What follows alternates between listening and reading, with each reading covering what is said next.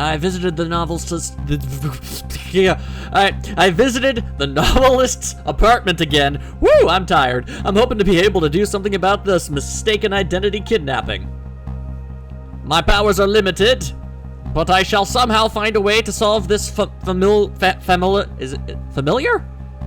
You still use that word in the terms of family-related things? I don't know. I doubt the Justice Minister will call off the execution tonight. Oh, as long as there's any possibility that it could be his daughter who was kidnapped. So we've got to prove it to him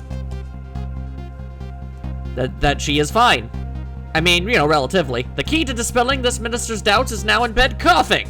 And I need to use this key before the prison van arrives to pick up our death row inmate. That's right, we've got 10 minutes, everybody. Exactly 10 minutes, which means this entire thing won't take any longer than 10 minutes. It's just, apparently. I'm already keeping an eye on things. I'm like 9,000% positive. It's gonna be at least 20.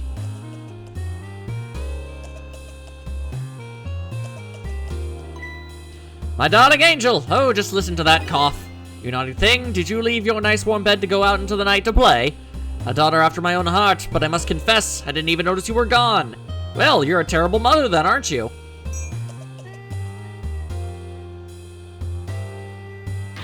I didn't go out to play. I went to buy Papa a birthday present. And apparently, oh, dang it, no, what? Computer, no. There, more updates installing. He said he wanted a new lighter. But that's no reason to go out this late at night. Yes it is, but my fever finally went down. I could barely move before that. But look what it brought you. Your fever is worse now than ever. Here's to the feverish passion of my darling angel. This lady is really bad at being a human. Mama? Yes, darling. Let's call Papa and wish him a happy birthday, even though it's already past midnight. I say nay, for I am terrible at this. Later. You suck. It looks like this little girl was safe all along. I already knew that, but I'm still relieved all the same. And there's another lucky development too. She wants to call her father. Now if I could just make use of that feeling somehow, that would surely bring the Justice Minister around. Around town, if you will. Alright, well, I'm no genius or anything, but I think I can figure out this much at least. Also, can we stop to bring up the fact that apparently a very young child was able to go out and buy a lighter at like midnight? How'd they manage to do that without anybody asking any questions? Anyway, fire! Oh, it's a good thing this is one of those horizontal lighters and not a vertical one like I was expecting. The Foon! And then she's gonna be all like, but no, don't you understand? I'm terrible. Yeah, flippin' drunk. I told you you couldn't call him tonight. Why not? Listen to me. Your father's about to make a big mistake. I want him to reconsider. What do you know about it? He's the one who's the Justice Minister, you know. All you do is write weird novels. Jesus! What do you mean, weird? How dare you disparage my romantic expressions? Now you've really made me angry, you really have. Alright, I guess we'll ignore the fact that you definitely didn't almost just freaking hit your sick daughter with a freaking wine bottle. How do you expect me to forgive such an insult? You write trashy novels, it's what you do. Own up to it.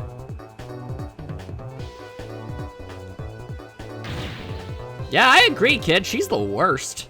I mean, no, not the worst, but she definitely did almost brutalize you with a wine bottle. That's a thing that happened. There. I'll be keeping my eye on you now, so you won't do anything else mischievous, like calling your father. I hate you. I can hear you, you know. Yeah, I think that's why she's yelling it as loud as she possibly can, to get it through that stupid hairstyle. Whew, what a pair. I don't know what this family's issues are, but I do know I have to do something about this lady so she can call. Alright, so I have to somehow remove her from the equation. Alright. Lamp! I better not put out this lamp right now. It'll only pour oil on the flames of anger. If I want to give this girl a chance to use the telephone, I have to think of a way to keep her mother out of the way. Alright. I must find a way to distract her somehow. There's a latch. Is that a mouse? There's a mouse in the house! At least there's a mouse in the house now. Okay. So I definitely did that. And then I don't understand how... I guess maybe she'd get focused on getting rid of the rat. Well, well, having a good time, are we, little rodent? There's nothing a little violence can't solve. Damn! Okay. I do have to wonder how brutalizing that poor rat managed to accomplish anything. Do you fancy the vintage, my whiskered friend? That was just unnecessary. And I don't know what that accomplished. She's more powerful than I thought. It looks like she tipped the wall candelabra to one side, too. Alright, well, that's a good way to be able to, you know, burn the rope to get the phone over there. That's good. Doesn't really solve the problem, though. The angle of those candles, I get the feeling I've seen something very similar to that quite recently. Yeah, that's because you have, you silly, silly man. Alright, so... other than making a rat's life completely miserable, what exactly have I accomplished here? So the latch, the dictionary, a chandelier. There's nothing here, but I guess I will open this. Why not? Not entirely sure how it managed to close itself after the last time. Ain't nobody tall enough for that. Let's see. Chandelier, can't do nothing about it. I can turn a valve, so... oh, wow! Okay, so now I just electrocuted that creature. And I used that creature's life to, apparently, cause a circuit shortage. Wow, that is dark. Oh heavens, a blackout at a critical time like this? Of course, dim lights suit my story of love very well, but I myself am not very fond of the dark. So what you gonna do about it? Gonna go find a circuit breaker? You gonna go find a thingamaroo? You're going to, apparently, assemble a chandelier. This chandelier just narrowly missed the back of my head. I love the thrill of romance, but I don't need these kind of thrills, thank you. Is this game implying that I should be trying to hit this woman in the head with a chandelier? You might want to take the match out of there. Also, isn't wine flammable? It's alcohol. Am I supposed to dong her on the head with a chandelier? Because that seems a little extreme. What a wonderful atmosphere. Perfect for a clandestine meeting in the dusky twilight. Okay, well that certainly happened. Also, rest in peace, mouse. I don't exactly know how the situation came about, but I think I owe that rat an apology. That rat seems to be unconscious. Oh, it's not dead. Alright, but now that the room has changed into this, maybe I can use it somehow. It's certainly worth a shot. Alright, so... Shazam! Okay. What a naughty chandelier! Alright, then I guess... she's gonna crank it back up. And then... I might be able to... How? How on earth did she pull that little noise off? Alright, try it again! Wow. You know, after the third time, you'd think she just wouldn't try and do that again. It's clearly a safety hazard at this point. Ah! Oh, there we go. Ah, help! Help! What? What's going on? Mama! Oh, no, never mind. Don't. Sick. Bleh. Dead. I'm sorry, Mama. I'm too dizzy. I can't get up. I'm afraid I can't help you right now. Ah, here's to the weakness of my darling. The toast to that, yes. Alright. Well, there's only one thing I can think of to do now. That chandelier is on there tighter than her wedding band. She won't be able to escape on her own, which works out great for me. Alright, now just to make absolutely certain. There we go. What? What is going on here? Look, do you see this? Help me, please. Sorry, too sick. Can't get out of bed. My head is spinning, so I guess I'll just have to stay up there spinning too. Ha ha! Good times. Oh, hang on. Sissel had things to say. How'd be, Sissel? Let's see, looks like this lady won't be going anywhere for a while. Now the little girl can call her father. But yeah, the only trouble is she can't reach it. I guess I'll just have to deliver it to her.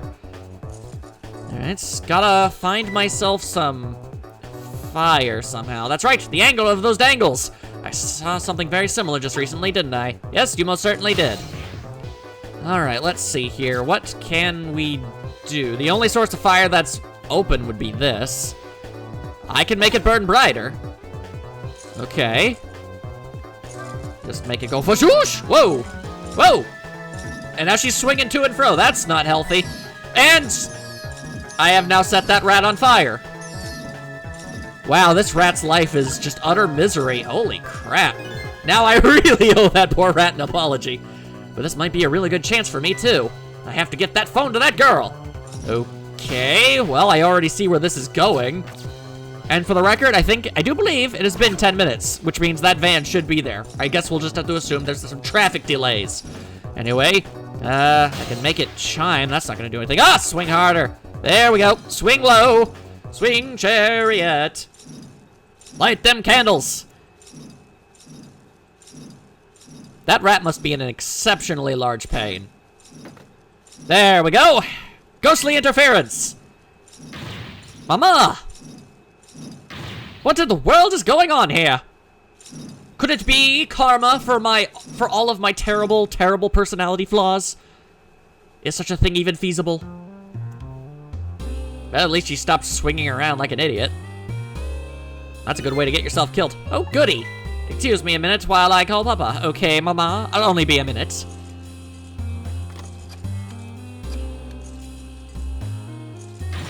Arg! Don't you dare! I won't have it! Look, okay, I don't know what the hell the problem here is, but at the end of the day, there's no reason to not let her talk to her damn dad. Sheesh. Hello, Papa? Gasp! They said you were okay. Wow, and I didn't believe them. Is that you? Of course it is, silly. What did you think? But I heard they said you were perfectly safe. In retrospect, I'm kind of dim. Nope, never mind. It's nothing. Silly old Papa. Happy birthday. Birthday? Oh, right, it was my birthday today, wasn't it? I'm sorry we couldn't celebrate tonight. Thanks to mean old Mama. It's true, she is literally the worst. Oh, you mean I mean your mother. What is she up to right now? Oh, she's stuck in a chandelier. Well, she's certainly up all right. My stubborn mother is kind of tied up at the moment. Get me down! She needs to be taught a lesson for causing us so much trouble. No. I'm the one who was wrong. In what regard, eh? Could you tell your mother I'm sorry? What do you have to be sorry about? I was just about to make a terrible mistake. But it's all right now. Whoa, those brows! They're no longer furrowed. At least not as much. Oh, okay. You're still young. There's a lot I can't tell you right now. The job of Justice Minister is very complicated, you see. Okay. But just remember, you're always the most important thing to your mother and me. I mean, she's totally willing to deck you in the head with a wine bottle if you insult her trashy romance novels, but, you know, I'm sure she still cares about you and stuff. Did you do something naughty to your mother? If you did, I want you to apologize. I don't think I did anything. But, okay, I'll apologize. That's a good girl. Okay, bye-bye. Wow, that is legitimately rather adorable. Yay! At the very least, I made that better. You can stay in the chandelier, though. Mama. I'm sorry? My goodness, why the sudden change? I was asked by someone I actually care about. I guess I was wrong about you? I didn't understand? Oh. Well, how about that? I thought all you'd ever did was write those weird novels. That makes me a little sad. Papa said the job of a justice minister was complicated. Yes, your father's job is very, very complicated and difficult. That's why I couldn't talk to you about most of it. But you're right. I shouldn't treat you like such a little girl anymore. You're growing up after all. And I promise to stop calling your novels weird and try actually reading them.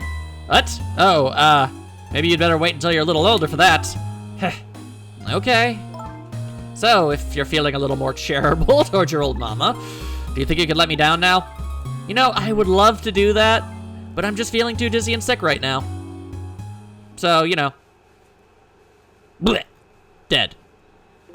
Tonight, on this holiest of nights, my deadline. It looks like the only thing pressing on me will be this chandelier. Here's to Papa and Mama's darling angel. Ting and what have you. That's like your 7th toast today. All of a sudden, everybody is getting along again.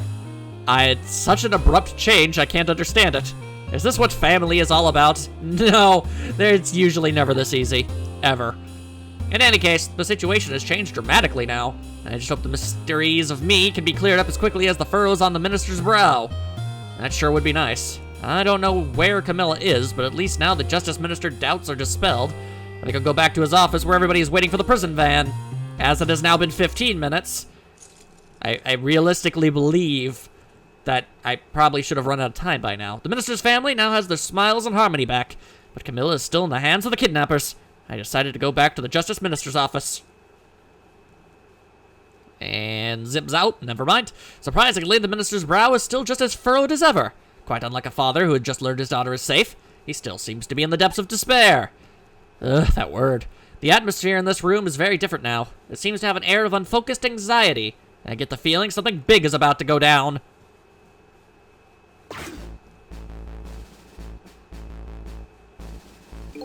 I just found out that my daughter is safe. I'd like to express my gratitude. Thank you. Thank you for my daughter's sake and for mine.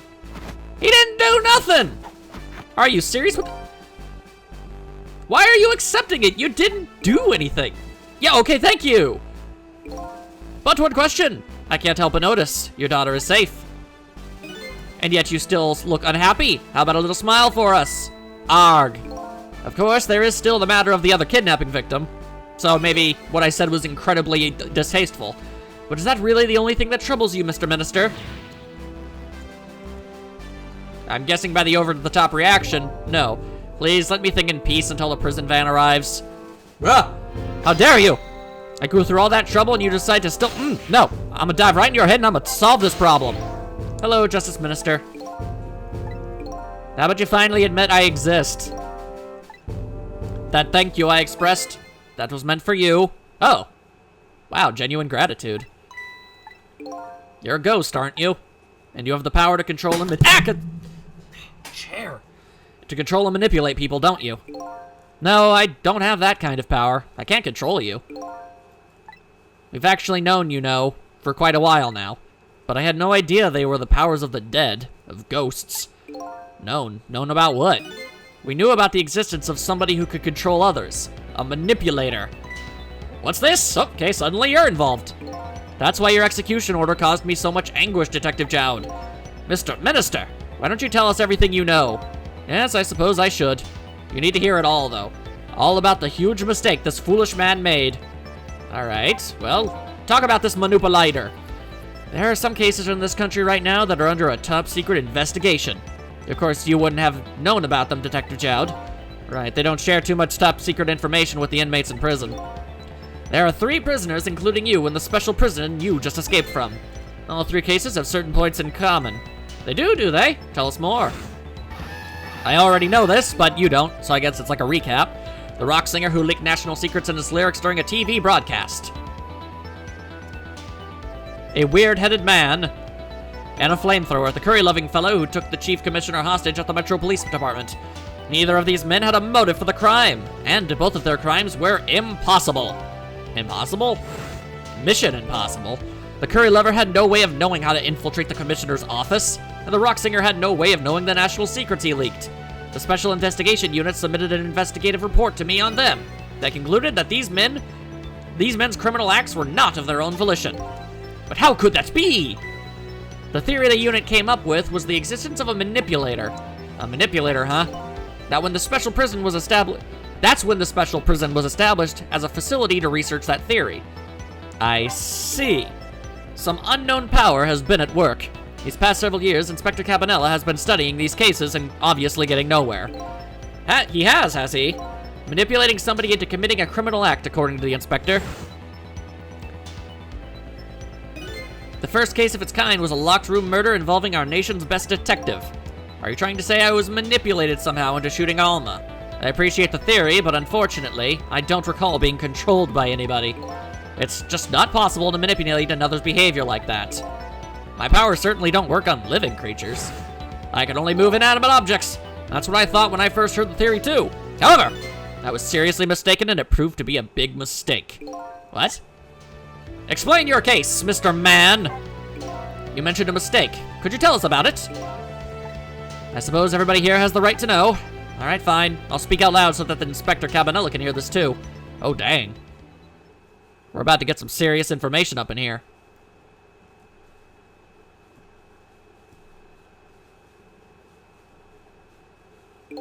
There's something I'd like the two of you to hear.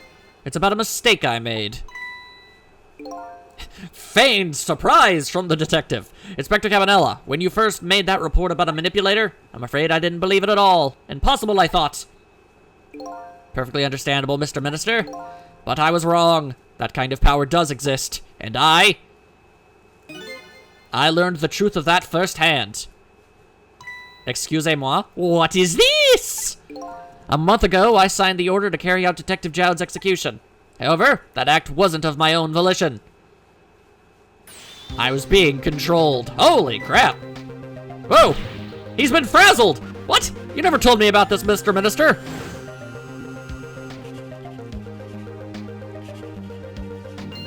Interesting. And he's all shaky about it, too! What's going on? This document, what am I doing? Well, that would certainly explain why Lynn shot Sissel. So, you know, completely unenthusiastically and shakily, she was being manipulated too. Apparently this other ghost that's going around is really just about the worst person. Wait, don't deliver that document. Don't do it. Look at him now, he went and gone and done did it. That's when it started. That's when all of my fear, despair, and suffering began.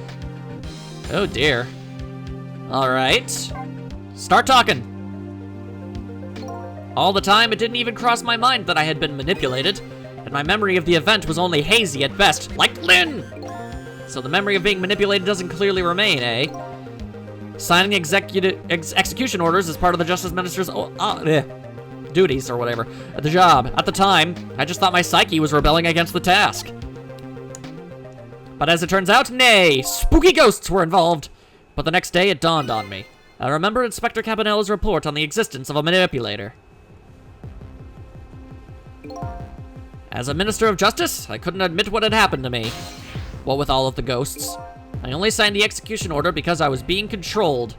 If something like that got out of this nation's judicial system would crumble. Fair enough. Besides, I had no evidence to present that I had actually been controlled. So in the end, I couldn't admit to anybody what had happened. I suppose, but it sounds a bit like an excuse.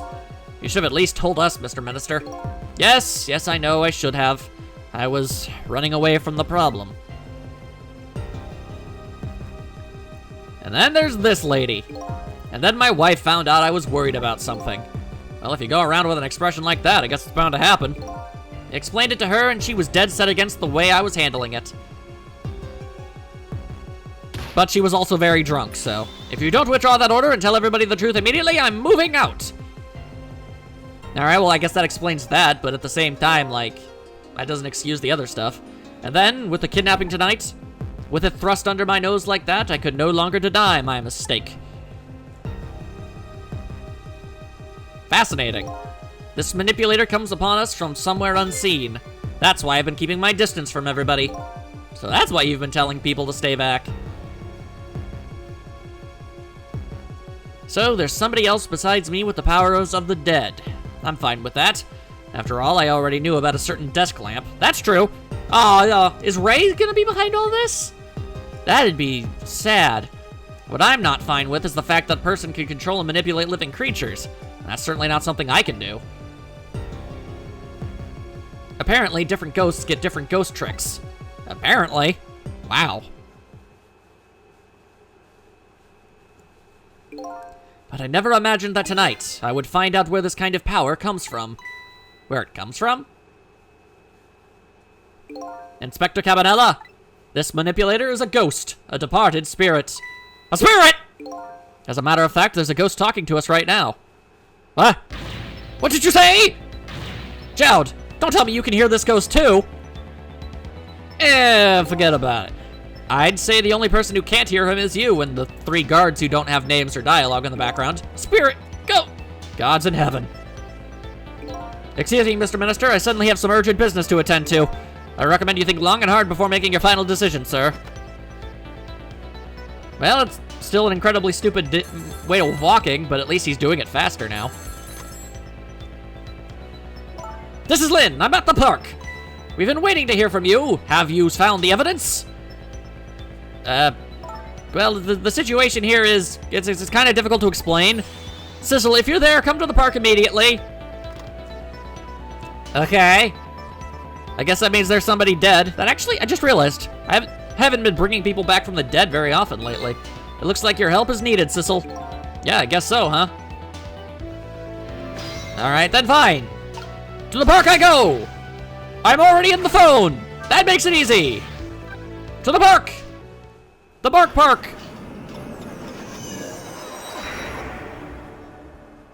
Interesting, I go the same route every single time I get in the phone. And yet I go to different places.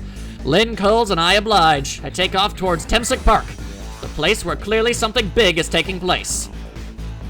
The manipulator. The person whose very existence sheds new light on everything. Detective Jowd's crime, the execution orders, and even my own death. Could it be? Could Lynn have been manipulated into shooting me? That's certainly what the tape would imply. At least from the way I understand things. Alright then. We managed to actually, I think, made some genuinely good progress in the story here. In the next part, Lynn has gotten herself into some trouble, apparently. I'm probably gonna have to bring back someone from the dead. Hopefully it's not her. Cross your fingers and I'll see you all next time. Later.